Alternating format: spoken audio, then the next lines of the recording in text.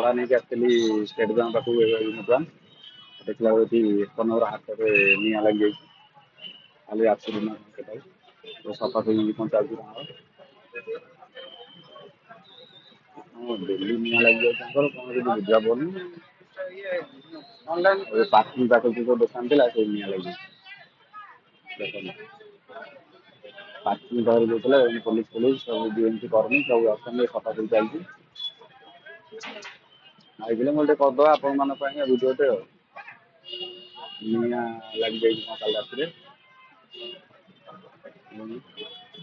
Media ଫିଡ଼ିଆ ସବୁ ଅଛନ୍ତି ଏଠି। ନିଆଁ ଲାଗିଯାଇଛି କେମିତି ଲାଗିଛି କେଜାଣି। ସକାଳୁ ଏବେ ଦେଖିଲା ବେଳକୁ ନିଆଁ ଲାଗିଯାଇଛି। ପଇଡ଼ ପଡ଼ି ପଡୁଛି ବର ଗଛ ବି ଅଧା ପୋଡ଼ି ଯାଇଛି।